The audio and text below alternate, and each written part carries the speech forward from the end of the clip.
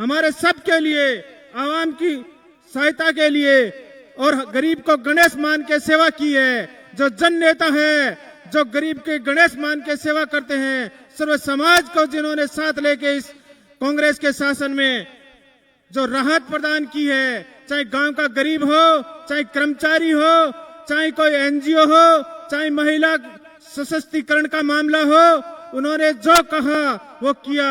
अशोक गहलोत, अशोक गहलोत। राजस्थान की धरा पर राजस्थान के गांधी का जोरदार स्वागत करिए। अशोक गहलोत, अशोक गहलोत, अशोक गहलोत। Congress party, Congress party. मैं सरदार सर की धरा पर माननीय अशोक जी गहलोत, मुख्यमंत्री राजस्थान सरकार का स्वागत समस्त कार्यकर्ताओं के साथ एक बार तालियों के साथ।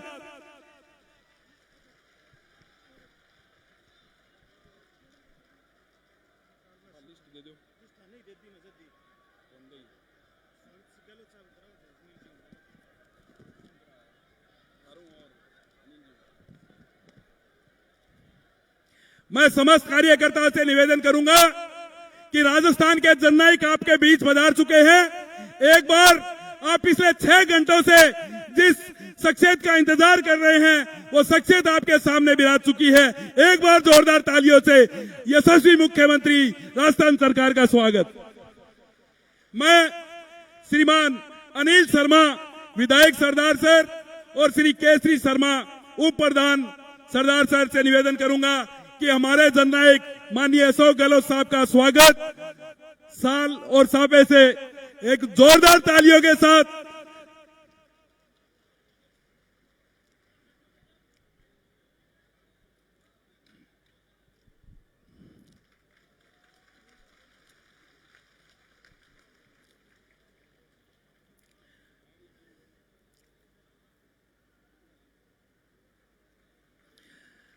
परसा बैंड करके माननीय मुख्यमंत्री जी का स्वागत और राजस्थान का फल मतीरा बैंड करके आज राजस्थान कांग्रेस चुनावी सकानंद भी इसी स्टेज से करने जा रही है। मैं माननीय मुख्यमंत्री जी का आभार।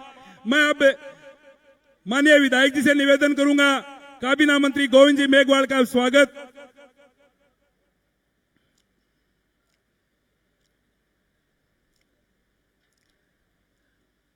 मंच पर बैठे तमाम विधायक और नेतागण का स्वागत के लिए मैं श्री केसरी चंद्र शर्मा जी से निवेदन करूंगा कि वो आए हुए सभी मेहमानों का स्वागत करें। और इसी कड़ी में मैं आमंत्रित करता हूं सरदार सर के लाडले विधायक अनिल शर्मा जी से कि वो आए और स्वागत भाषण प्रस्तुत करें। श्रीमान अनिल शर्मा जी।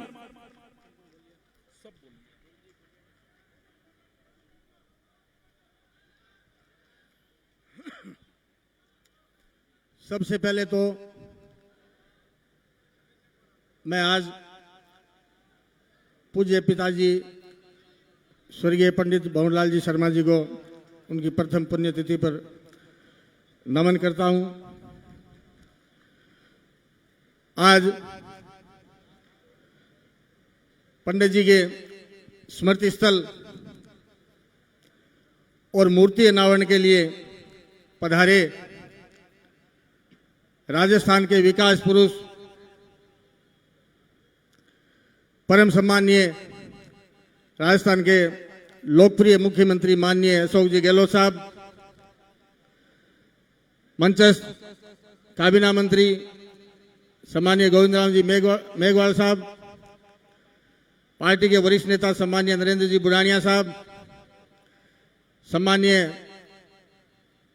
विधायक कृष्णा जी पूनिया जी, सम्मानीय विधायक भाई मनोज जी मेघवाल, भाई अमित जी चाचान, कांग्रेस के जिलाध्यक्ष सम्मानीय इंदिरा जी खिचड़ साहब, राज्य मंत्री दर्जा प्राप्त सम्मानीय पुखराज जी पारासर साहब, सम्मानीय डूंगराम जी गेदर साहब, पूर्व विधायक हाजी मकबूल मंडेलिया साहब और हाल ही में सार्वजनिक प्रन्यास बोर्ड के अध्यक्ष नियुक्त हुए सम्मानीय भंवरलाल जी पुजारी साहब और मंचस्थ सारे ही पार्टी के पूसाराम जी, गोदारा जी, आसाराम जी, पायल जी और सारे प्रधान जी, सारे ही सम्मानित मंच और मेरे सामने विराजे हुए बड़े आदर और सम्मान के योग्य बुजुर्गों, युवा साथियों, माता और बहनों, सबसे पहले तो मैं मेरी तरफ से आप सबकी तरफ से माननीय मुख्यमंत्री जी का बहुत बहुत स्वागत और हार्दिक अभिनंदन करता हूं। चुनाव का समय, कल ही चुनाव की घोषणा हुई। माननीय मुख्यमंत्री महोदय जी बिजी थे, फिर भी अपने व्यस्त समय में से निकालकर मुझ पे ये कृपा करी। आपका बहुत बहुत धन्यवाद, आभार। आज पंडित जी की प्रथम पुण्यतिथि है। पिछले साल 9 अक्टूबर को उनका स्वर्गवास हुआ था और 10 अक्टूबर को अंत्येष्टि थी। मैं भाषण की बात नहीं, मैं मेरे दिल की बात आपको कहना चाहूंगा कि पिता पुत्र का रिश्ता होता ही ऐसा है। लेकिन पंडित जी का जब स्वर्गवास हुआ तो मैं आपको दिल से बताऊं, मेरी भी जीने की इच्छा नहीं रही। मैं बिल्कुल टूट गया था। लेकिन जब 10 तारीख को उनकी अंतिम यात्रा में पंडित जी के शुभचिंतकों ने आप सबके जो रेला निकला ताल मैदान से यहां तक, और माननीय मुख्यमंत्री जी भी मुझे सर पे हाथ रख के आशीर्वाद दिया, निश्चित रूप से मेरा हौसला और ढांढस बजाया। और मुझे माननीय मुख्यमंत्री जी, मुझे एहसास हुआ पंडित जी ने कभी संचय की भावना नहीं रखी, कभी धन की लालसा नहीं रखी। उन्होंने हमेशा दीन दुखियों की, जरूरतमंदों की सेवा में अपना जीवन समर्पण कर दिया। तो निश्चित रूप से मुझे उस समय ये लगा कि पंडित जी की जीवन भर की ये कमाई है। उस समय मैंने मन में एक संकल्प लिया कि पंडित जी ने जिस तरह से अपने जीवन में क्षेत्र के जनता की, दीन दुखियों की, जरूरतमंद की, मजदूर की, गरीब की, किसान की मदद की, तो निश्चित रूप से मुझे भी उनके पद चिन्हों पे चलते हुए, उनके सिद्धांतों पे चलते हुए क्षेत्र की जनता की सेवा करनी है। और दिसंबर में जब उपचुनाव है, माननीय मुख्यमंत्री जी ने अपना आशीर्वाद देके मुझे आप लोगों के बीच भेजा और आप लोगों ने अपना भरपूर प्यार आशीर्वाद देके 27,000 वोटों से जिता के आपने मुझे राजस्थान की विधानसभा में भेजा। मैं ज्यादा लंबे नहीं बोलूंगा, आप लोग सुबह 10 बजे से बैठे हैं। मैं एक ही निवेदन करना चाहूंगा कि सरदार शहर विधानसभा क्षेत्र में जो उपचुनाव में मैंने जो भी सरदार शहर विधानसभा क्षेत्र की जनता से वादे किए, माननीय मुख्यमंत्री जी ने 2 महीने बाद ही फरवरी मार्च में जब बजट पेश किया, सारी की सारी 100% घोषणाएं माननीय मुख्यमंत्री जी ने कर दी। तो मैं ज्यादा समय नहीं लूंगा। आप लोगों के सामने सारे नेताओं ने सारी बातें रखी, सरकार की जन कल्याणकारी योजनाएं हैं, सबके बारे में विस्तार से बताया। तो निश्चित रूप से मेरा 10 महीने का आज आपके आशीर्वाद मिले मुझे हुआ है। 10 महीने का लेखा जोखा आपके सामने है। जो माननीय मुख्यमंत्री जी विधायकों को कहते रहते हैं कि आप मांगते मांगते थक जाओगे, मैं देते देते नहीं थकूंगा। निश्चित रूप से माननीय मुख्यमंत्री जी ने अपनी कहावत को चरितार्थ किया है। और जो मैंने सोचा लिख के दे दिया कि ये चलो लिख के देने में क्या है, देंगे तो ठीक है, वो भी माननीय मुख्यमंत्री जी ने दे दिया। तो भरपूर आशीर्वाद मेरे पे और सरदार शहर विधानसभा क्षेत्र की जनता पे रखा है।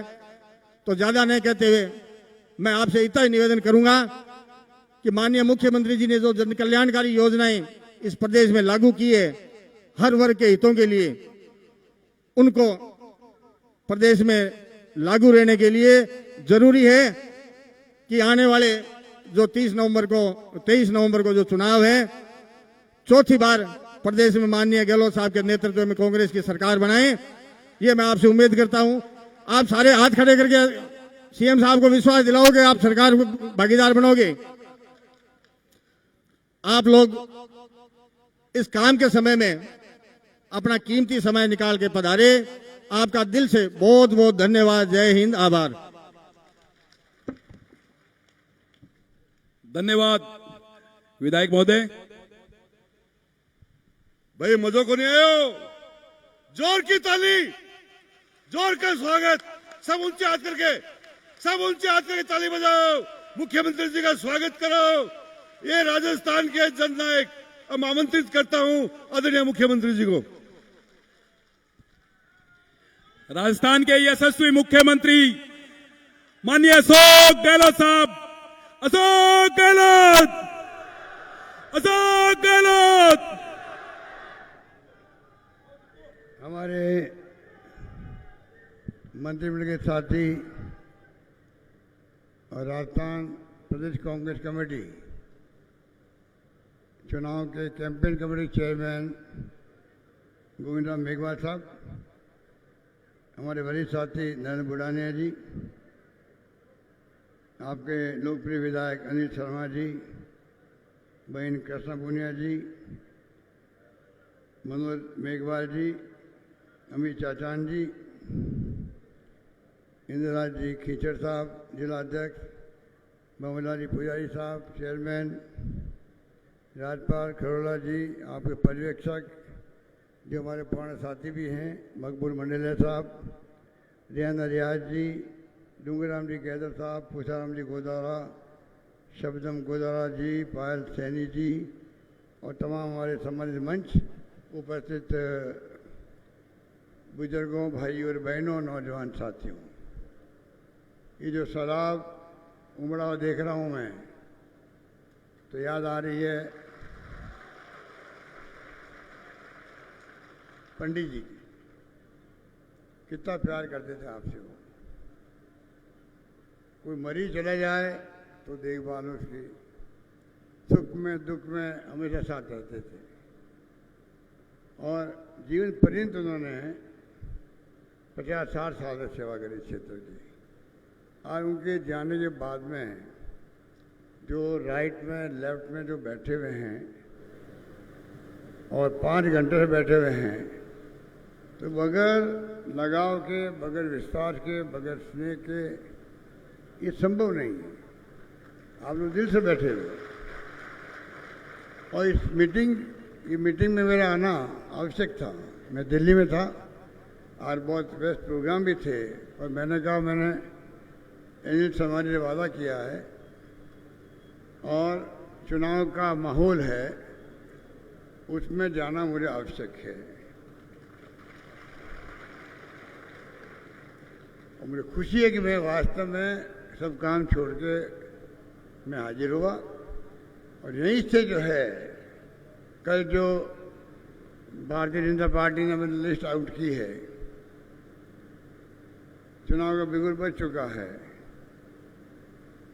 कल वहाँ राहुल गांधी जी ने भी, खड़गे साहब ने भी AICC के अंदर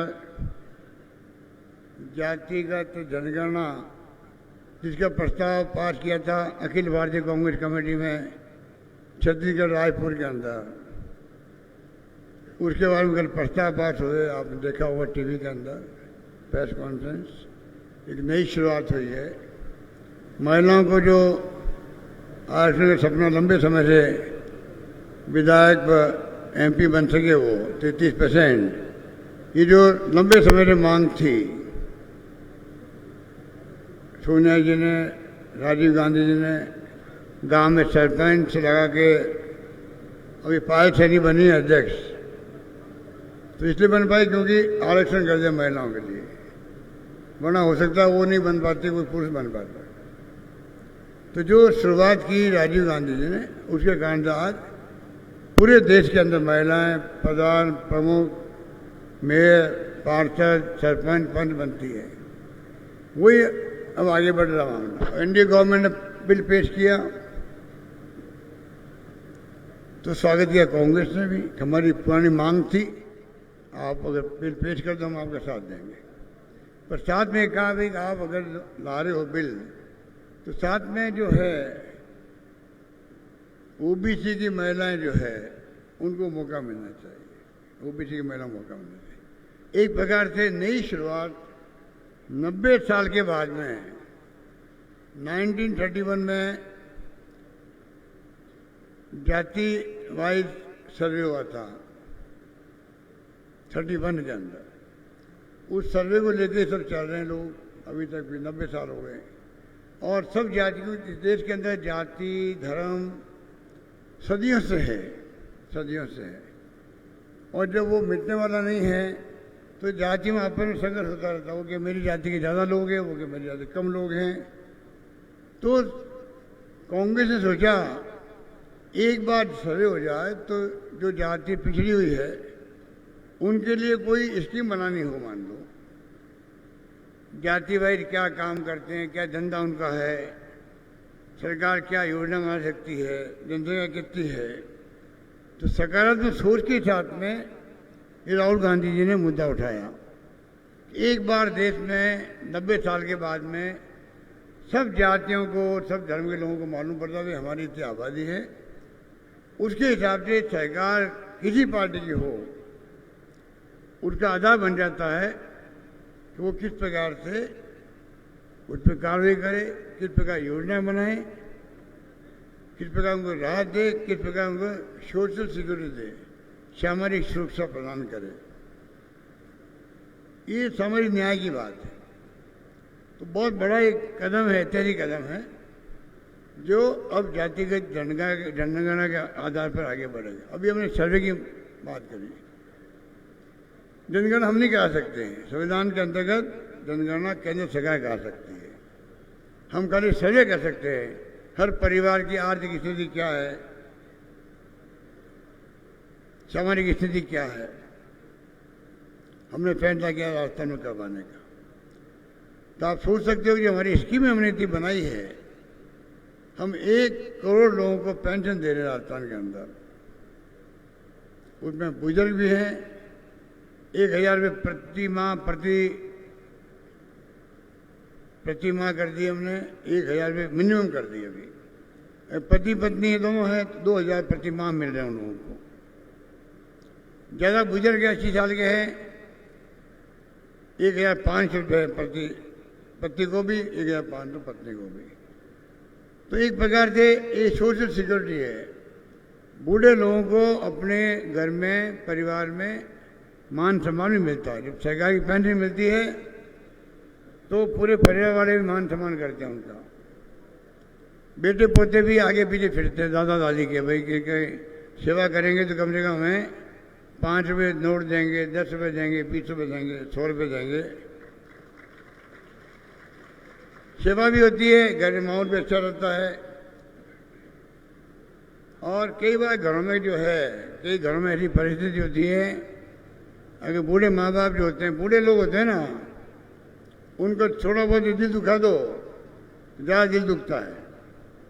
वो में अगर टाइमली खाना नहीं खिलाए, वो में टाइमली अगर कोई बैठ समाज नहीं आ रही है, घर में बेटी आ रही है मान लो ससुराल से, तो उसके जेब में पैसे हैं तो 100 रुपये नोट दे देते हैं, अपनी बेटी को दे देते हैं। घर में मांगना नहीं पड़ता किसी से, इतना सम्मान की बात होती है। पेंशन सम्मान की बात है। हम चाहते हैं कि प्रधानमंत्री को चाहिए कि ये जो सोशल सिक्योरिटी है दुनिया के मुल्कों में है, हर परिवार को वहाँ वीकली पैसा मिलता है। देश के अंदर भी हर परिवार की अलग स्थिति होती है। खाली बुढ़ापे की बात नहीं करें, हम लोग दिव्यांगों को देते हैं, निःशक्तजनों को, हम लोग एकल नारी को देते हैं, विधवाओं को देते हैं। पर वो जो मैं मांग कर रहा हूँ सामाजिक सुरक्षा की, वो सबके लिए है, हर परिवार के, गरीब परिवार भी है। महंगाई इतनी भयंकर है, हमने अभी 10 स्कीम में दिया आपको, 500 में गैस सिलेंडर दे दिया, 100 यूनिट बिजली का फ्री कर दिया, कामधेनु योजना में 40,000 का बीमा कर रहे हैं, लंबी रोग में गाय मर गई 40,000 रुपये दिए उनको, 25 लाख का बीमा कर दिया इलाज का। हिंदुस्तान में दुनिया में कहीं नहीं है 25 लाख का बीमा, फ्री इलाज कहीं नहीं दुनिया के अंदर। ये जो हमने किए फैसले,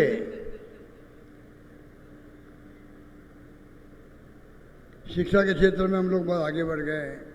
जो मांगा मुझसे कॉलेजेस, विश्वविद्यालय, स्कूल, सीनियर सेकेंडरी स्कूल, विषय को मना नहीं किया हम लोगों ने।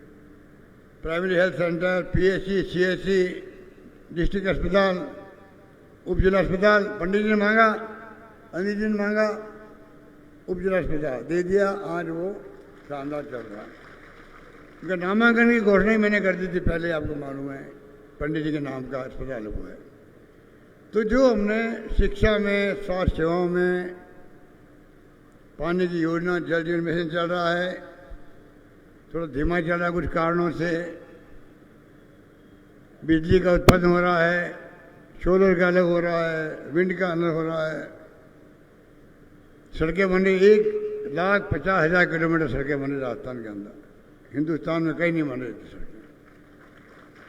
इस प्रकार से काम की कमी नहीं रखी हम लोगों ने, कानून ऐसे पार किए हैं। आपने देखा वो परसों विज्ञापन आया था किसानों के लिए, किसानों की जमीन, उनका जो कर्जा है, अब कानून बना दिया है, कोई तक नहीं कर सकता उसको। बाकायदा हाईकोर्ट में जज रिटायर्ड है, उनकी अध्यक्षता में कमीशन बैठेगा, वो फैसला करेगा, किसान के साथ न्याय करेगा। ये कानून बना दिया है राजस्थान के अंदर। ये एक मैं आपको उदाहरण दे रहा हूँ, ऐसे कई कानून बने हैं, जिसमें गिग वर्कर्स एक्ट का है, जो आजकल ड्राइवर है, डिलीवरी बॉय है, लाखों हो गए वो लोग। तो कहने का मतलब ये एक के बाद एक कानून बने राजस्थान के अंदर। स्वास्थ्य का अधिकार कानून बना दिया हम लोगों ने। तो कानून बना के अधिकार देने वाला राज्य राजस्थान बन रहा है। ओपीएस दे दी कर्मचारियों को। आज पूरे प्रदेश के कर्मचारी इतने खुश हैं, हिंदुस्तान में किसी राज्य के कर्मचारी खुश नहीं होंगे जितने राजस्थान के कर्मचारी खुश हैं। ओल्ड एज पेंशन दे दी उनको। कहने का मतलब है कि राजस्थान में वो फैसले हुए हैं, महंगाई को देखते हुए भी, सोशल सिक्योरिटी को देखते हुए भी, इंफ्रास्ट्रक्चर भी, कानून बना के अधिकार दिए। तो आज राजस्थान जो है, हम सबको गर्व होना चाहिए, राजस्थान आज चर्चा में आ गया देश के अंदर, और मान सम्मान सबका बढ़ रहा है। हम चाहते हैं कि 2030 का जो मिशन बनाया हम लोगों ने, 30 तक हम लोग जंप करें। सरदार शहर आज है, आपका सपना होना चाहिए सरदार शहर का इलाका 2030 तक जो है, यहाँ क्या क्या सुविधाएं मिले, क्या क्या विकास के काम हो। अभी हमने सुजानगढ़ को जिला बना दिया, आप सबको बताइए, आपका जिला बन गया एक और। मनोज मेघवाल जी बहुत पीछे पड़े रहे मेरे लिए, और बहुत इन्होंने मेहनत करी, समझाया हमारे अधिकारियों को, सबको जा करके, पीछा नहीं छोड़ा। वही सुजानगढ़ का हक बनता, आप जिला बनाओ हमारा। आखिर में वो जिला बना। अब प्रक्रिया चल रही है, जिला मुख्यालय बनेगा तो तमाम जिले के वहाँ पर कलेक्टर, एसपी लगा करके जिलाधिकारी बैठेंगे। तो राजस्थान में 53 जिले बन गए हैं। हम चाहते हैं कि दूरियाँ बहुत कम हो, जिससे कि लोग काम पड़ते रहते हैं जिला मुख्यालय पर, दूर नहीं जाना पड़े उन लोगों को। अच्छी गवर्नेंस हो, सुशासन हो वहाँ पर, वो हम लोग कोशिश कर रहे हैं। इसलिए मैं कहना चाहूँगा कि कमी नहीं रखी काम की। काम तो जो मांगा, लंबी लिस्ट है, मैं उसको नहीं पढ़ना चाहता। मेरे पूर्व में मैंने सुना है, अभी मेघवाल साहब, बुढ़ाना साहब कह रहे थे, कृष्णा पूनिया जी ने, सबने कहा कि साहब बहुत लंबे लंबे हमारे भाषण हो गए हैं। मैं कहा अच्छा किया आपने, अच्छे भाषण दे दिया आपने, सब बात समझा दी। अब मुझे ज़्यादा कहने की आवश्यकता नहीं है। मुझे खाली आपसे वोट मांगना है अनिल शर्मा जी के लिए। और जो माहौल में देख रहा हूँ यहाँ पर राइट लेफ्ट में और बीच में, पीछे देखो आप लोग बैठे हैं अभी तक भी, पीछे वाले के प्रेम नहीं हो ना तो खिसक जाते हैं, वो खिसक ही नहीं रहे हैं। इसका मतलब है कि आपका प्रेम मैं देख करके कह सकता हूँ, आपका आशीर्वाद, आपको प्यार, आपका विश्वास अनिल शर्मा जी को मिल चुका है, ये मैं मांगे चाहता हूँ।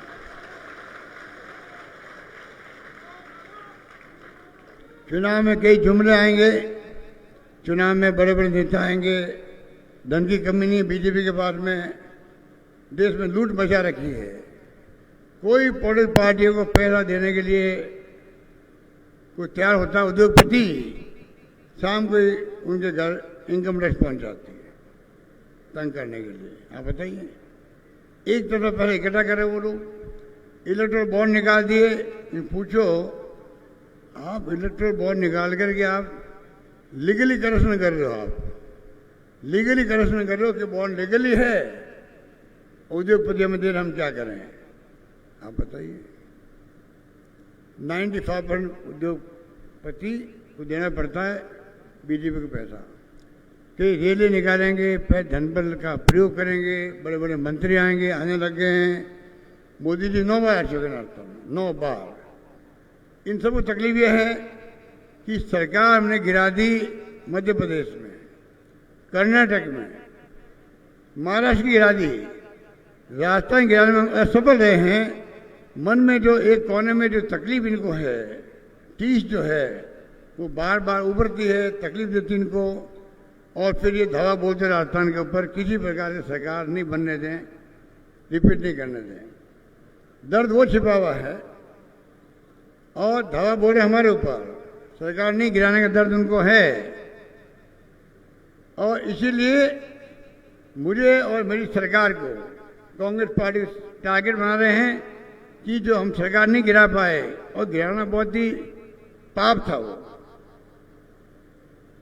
आज महात्मा गांधी ने, डॉक्टर अम्बेडकर ने, पंडित नेहरू ने, सरदार पटेल ने, मौलाना आजाद ने इस देश को लोकतंत्र दिया, वोटों का राज दिया। महिला बैठी हुई है, बराबर वोट का अधिकार है। अरे अमेरिका और इंग्लैंड, उनमें वहां महिलाओं को अधिकार नहीं मिला वोट देने का 100 साल तक। क्या बात करते हो? और यहाँ जिस दिन संविधान बना, पास हुआ, लागू हुआ, बराबरी हक दिया महिलाओं को। ये देश है, दलितों को, पिछड़ों को, सबको एक वोट का अधिकार दिया है। इतनी खूबसूरत चीज है ये लोकतंत्र, जिसमें नाज है दुनिया के अंदर सबसे बड़ा लोकतंत्र मुल्क हिंदुस्तान है। वहां सरकार ने चुनी, सरकार गिरा रहे हो, थोड़ी बहुत शर्म आनी चाहिए आपको। धनबल के आधार पर तो लोकतंत्र कैसे रहेगा? कैसे लोकतंत्र रहेगा? वोटों की खत्म हो जाएगा। हमसे वो चिंता होनी चाहिए। हम लोकतंत्र रखवाली करने वाले लोग हैं। ये कांग्रेस की नीति है, उसके कार्यक्रम के सिद्धांत वो है जिन्होंने रक्षा की 70 साल तक लोकतंत्र, जाके प्रधानमंत्री मोदी जी प्रधानमंत्री बन पाए हैं। अगर लोकतंत्र नहीं होता, प्रधानमंत्री मोदी जी प्रधानमंत्री कैसे बनते? क्या उनको नहीं सोचना चाहिए उन लोगों को? इसलिए मैं कहना चाहूंगा, राजस्थान में चुनाव जीतना कांग्रेस के लिए नहीं, लोकतंत्र के लिए बहुत जरूरी है, देश के भविष्य के लिए बहुत जरूरी है। इस प्रकार की सोच के साथ में आपको संकल्प लेना चाहिए। और सरदार की सीट नहीं है, बल्कि जहां हमारे पूरे जिले की सीटें जो है, वो तमाम सीटों में जो आपका प्रभाव है, कि सब जगह जा नहीं पाएंगे चुनाव के अंदर। जहां का प्रभाव है, बुढ़ाने जी खड़े आपके यहाँ से, दारानगर से, राजगढ़ से कृष्ण पुणे जी खड़ी है, मनोज मेघवाल जी आपके सोनगढ़ में, अमित चाचा आपके नॉर्थ से, ये तमाम लोग यहाँ बैठे हुए हैं। मैं तो इनको अग्रिम कहना चाहूँगा, मेरा आशीर्वाद है, मेरी शुभकामनाएं, मेरी बधाई हैं। आप जीत के सब आओ और इतिहास बनाए शुरू जिला वापिस चुनाव के अंदर। सरकार रिपीट नहीं होती है तो कई नुकसान होते हैं। रिफाइनरी बंद हो गई हमारी, मेट्रो बंद हो गई जयपुर में। अरे और तो और, बद्रीनाथ केदारनाथ में जो लोग गए थे, बह गए थे पानी के अंदर, याद करो, सन 12 के अंदर 10 साल पहले, उनके बच्चे थे जो अनाथ, उनको मैंने नौकरी दे दी थी, स्कीम बना दी मैंने। आप देखिए, इनकी सरकार बनी, वो स्कीम बंद कर दी नौकरी देने वाली, और जिनको नौकरी मिली हुई थी 20-25 बच्चों को नौकरी निकाल दिया वापस। ऐसा कभी होता है? कई हमारे काम बंद कर, हम बंद, उनके काम बंद नहीं करते हैं। ये आरसीपी योजना चला रहे हैं उनकी हम लोग, क्योंकि किसानों को सीधे ही मिलेगी, सीधे के पानी मिलेगा। 13 जिले के अंदर जो हमारे करौली, धौलपुर, माधोपुर, भरतपुर, अलवर, टोंक, जयपुर, अजमेर, बूंदी, तमाम झालावाड़ भी उसमें, कोटा भी है, बारह भी, सब जिले हैं। तो हम तो एक तरफ उनका काम आगे बढ़ा रहे हैं, क्योंकि सरकार हमारी आ गई है, जिम्मेदारी हमारी आगे बढ़ाने की। वो उनकी नीति अलग तरह की है। इसलिए मैं कहना चाहूँगा, इस बार सरकार अगर रिपीट हो गई, आज जो इतिहास बना राजस्थान के अंदर, चर्चा हो रही देश भर के अंदर हमारी स्कीमों की, अन्य राज्य सरकारें हमारे कामों को लेके वहाँ पर अपने मैनिफेस्टो में काम लिख रही है, आगे के लिए वादे कर रही है जनता से। आप सबको गर्व होना चाहिए, हमारी योजना है इतनी पॉपुलर हो रही है कि पूरे देश के अंदर अन्य राज्य अपना रहे उसको। आप ग्रामीण उद्यम की बात सोच लीजिए, स्कीमों की बात छोड़ दो। आज जो मैंने पहल करी है, कृष्णा पुणे की बैठी हुई है हमारी गोल्ड मेडलिस्ट, हमने राजीव गांधी के नाम से ग्रामीण ओलंपिक शुरू किया। 30 लाख महिलाओं ने, पुरुषों ने भाग लिया। इस बार लगभग 60 लाख हो गए।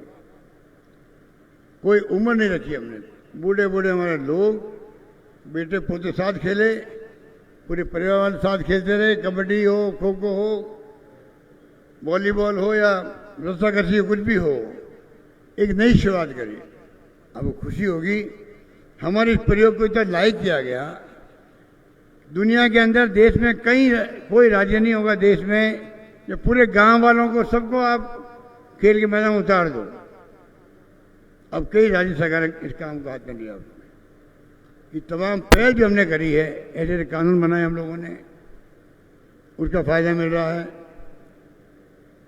किसानों के लिए अलग से बजट पेश करना आप सोच सकते हो, आज तक इतिहास में कहीं नहीं हुआ। मैंने किया वो पहली बार, शुरुआत मैंने करी। आप सोच लीजिए, डबल उनका धनराशि हमने अलर्ट कर दी। कल्याण के लिए अलग से योजना बनाई गई उनके लिए। 2000 यूनिट फ्री कर दी बिजली की। कनेक्शन क्या वादा कर दिया, पेंडिंग कनेक्शन सब देंगे हम लोग। कई बार टाइम भी लगता है, पर कहने का मतलब ये है कि किसानों के लिए उन्होंने काले कानून बनाए, उन्होंने तो झुकना पड़ा किसानों के सामने उनको। हमने कोई कसर नहीं छोड़ी। इसलिए मैं आपको यही कहना चाहूँगा, ये मेरी आप समझ लो पहली मीटिंग है। मैं दिल्ली से आया हूँ, अब मीटिंग में दौर शुरू होगा राजस्थान के अंदर भी। आपसे मेरे नम्र निवेदन है, आप लोग इस बार शुरू के लोग आगे आइए। आप संकल्प लीजिए कि इस बार राजस्थान में सरकार वापस रिपीट हो।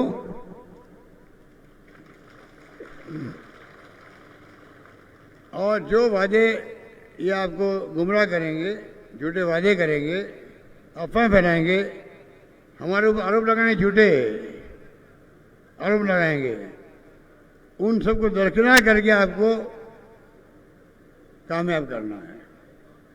ये मीडिया के माध्यम से भी, अन्य तरीकों से कैंपेन करके कोई कसर नहीं छोड़ने वाले ये लोग। उनके पास बहुत कोई कमी नहीं है, साधनों की कमी नहीं है।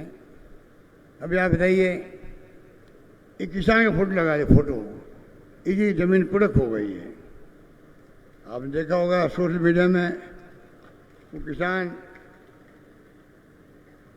नाम मैं भूल गया उसका, क्या नाम था, आप बताइए। वो किसान आगे पोखरण से आगे जयपुर आ गए घर पे, कैसा मेरा फोटो लगा दिया कि मेरी जमीन कुड़के हो गई है, मेरी बेइज्जती होगी, मेरे पास 200 एकड़ जमीन है, मैंने कहा गिरवी कभी रखी नहीं है, और ये बीजेपी वालों ने मेरा पोस्टर क्यों लगा दिया, पोस्टर हटवाओ। और मैं बाबा, मैंने मजाक किया, मैं बाबा आप नेता बन गए हो, हिंदुस्तान भर में पोस्टर लगे, तकलीफ क्या आपको? माधुराम, मैंने तकलीफ क्या आपको? लगे पोस्टर, नहीं साहब हटवाओ उसको। मैं गया चाय की दुकान में चाय पीने के लिए, तो चाय वाला मुझे पैसे मांग लिए। पहले मुझे पैसे नहीं मांगता था चाय वाला, भाई बहुत बड़ा किसान है, 200 बीघे जमीन का मालिक है। अब वो कहे तो दिवालिया हो गया दिखता है कि जमीन खुड़क हुई है, तो मुझे पहले पैसा मांग लिया, उचित करने लगे मुझसे इनोसेंटली। आप बताइए, आपने सोशल मीडिया देखा होगा बोलते हो उसको, आप ये चुनाव जीतने के लिए आप एक किसान को बेइज्जत कर दो, बड़े बड़े पोस्टर लगा के आपने राजस्थान में छाप दिए और चिपका दिए, उसे मुकदमा दर्ज किया पोखरण के अंदर। तो मैं आपको उदाहरण दे रहा हूं, इनका जो सोच यही है, इनकी स्थिति ये है, कल लिस्ट आई है, उसमें आपके जो ये नेता हैं, नेता प्रतिपक्ष चूरू वाले हैं, उनका नाम ही नहीं आया कल पहले लिस्ट के अंदर। भाई नेता प्रतिपक्ष है तो उसका नाम तो आने की नहीं कल, पता नहीं बाकी इनकी पार्टी में क्या तमाशे हो रहे हैं। अब आप ज़्यादा जानते, चूरू के लोग तो बड़े पार्टी के लोग होते हैं, क्या कितने मुख्यमंत्री बना बैठे हैं वहां पर। अब कमल के फूल को मुख्यमंत्री बना दिया इन्होंने, ये मुख्यमंत्री हमारा है। प्रधानमंत्री जी कह रहे पर कमल के फूल को देखो, आप नाम मत पूछो मुझे।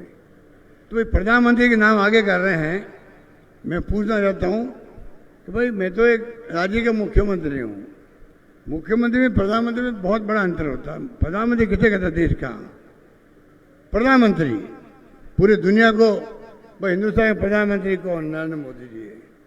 आप एक राज्य में जाकर के बार बार कोई जमाना था, पंडित नेहरू जी आते थे कैंपेन में, इंदिरा गांधी आती थी असेंबली चुनाव में, 1 या 2 मीटिंग करते थे। प्रधानमंत्री का पद इतना बड़ा होता है, अगर आप 1 मीटिंग कर लो, घर में चर्चा होती है, आज इंदिरा गांधी आई है, भाई बीकानेर के अंदर आई थी, और चर्चा चलती गांव क्या बोल के गई है, क्या मतलब उसका। गांव वाले तो बहुत ही होशियार होते हैं, एक एक चीज का लेखा जोखा करते हैं वो लोग, तो हाँ ये बोले इसका मतलब ही निकाल देते हैं। वो जमाना था। अब 9 मीटिंग तो कर चुके प्रधानमंत्री। तो आप सोचिएगा कि कितना बड़ा फर्क है उन नेताओं में, जहां पर 1 मीटिंग में मैसेज आता था, अब 9 मीटिंग तो कर चुके हैं, पता नहीं आगे क्या करेंगे। पर मैं पूछना चाहता हूं, चुनाव के बाद में मोदी जी आगे यहाँ कॉलेज खोलेंगे क्या? मोदी जी आगे यहाँ पीएचसी खोलेंगे क्या? मोदी जी आगे सड़क बनाएंगे क्या? मोदी जी क्या करेंगे बताओ? वो तो शासन दिल्ली में कर रहे हैं, देशव्यापी योजनाओं के फैसला कर सकते हैं। यहाँ कौन कैसा आदमी आगे बैठेगा वो आप तय नहीं कर पा रहे हो। 9 एमपीओ को टिकट दे दिया। मैं तो इनकी बहुत बड़ी हार मानता हूँ। यहीं से 9 टिकट देना एमपी को, इसका मतलब है कि आप हार मान चुके हो, आप एमपीओ को उतार रहे हो। और एमपी को पूछो, 25 एमपीओ को, 25 एमपी खुद जो है 5 साल में क्या किया बता दीजिए। उन्होंने चुनाव हारते पार्लियामेंट के अंदर, यहाँ टिकट दे दिया उनको। आपने राजस्थान की पैरवी करी दिल्ली में, कोई भी योजना के बारे में एक राष्ट्रीय परियोजना घोषित नहीं करवा पाए आप लोग। ERCP की बताइए आप, कोई स्कूल लेके इन्होंने कोई काम नहीं किया। इसलिए मैं आपको धन्यवाद देना चाहूँगा। आप लोग पधारे हो, 5 घंटे इंतजार किया, इसलिए आपको विशेष धन्यवाद। आपका प्यार, आपका आशीर्वाद मेरे साथ भी रहा हमेशा। बहुत बहुत धन्यवाद। जय हिंद। धन्यवाद। जोरदार नारा के साथ अशोक गहलोत, अशोक गहलोत। अब मैं चूरू जिला कांग्रेस कमेटी के अध्यक्ष श्री इंद्राज जी खीचड़ से निवेदन करूंगा कि वो आए और धन्यवाद के रूप में 2 शब्द कहें। श्री इंद्राज जी खीचड़ साहब। आज पंडित जी की फर्स्ट पुण्यतिथि के अवसर में हमारे राजस्थान सरकार के यशस्वी मुख्यमंत्री जी किसानों और गरीबों की मसला उद्घाटन करने के लिए आए। उनका तहे दिल से मैं धन्यवाद अदा करता हूं। आप लोग बहुत 10 बजे से गर्मी में खूब परेशानी आपने झेली है, आप सभी को बहुत तहे दिल से धन्यवाद। और जो हमारी यशस्वी मुख्यमंत्री जी ने जो स्कीमें दी हैं, आप भली भांति जानते हो, और चुनाव का बिगल बग चुका है। आप सभी को पता है आने वाला 40 दिन का समय आप और हम लोग सबका मेहनत करने का है। सभी दिल जान से मेहनत करके चूरू जिले की छऊ सीटें कांग्रेस के झोले में डाले। आप लोगों से मैं ऐसी आशा और प्रयास रहेगा मेरा। सभी को तहे दिल से धन्यवाद। जय हिंद, जय भारत। धन्यवाद। एक बार मेरे साथ नारा लगाएंगे, राजस्थान के जननायक अशोक गहलोत, अशोक गहलोत, कांग्रेस पार्टी, कांग्रेस पार्टी, अशोक गहलोत, अशोक गहलोत।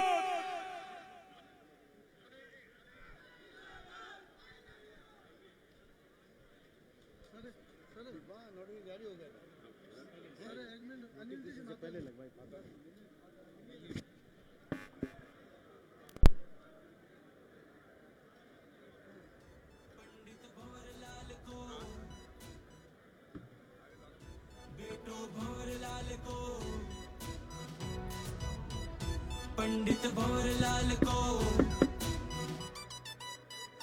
बेटो भंवरलाल को, सदा शहर की कमान में चूरू की पहचान।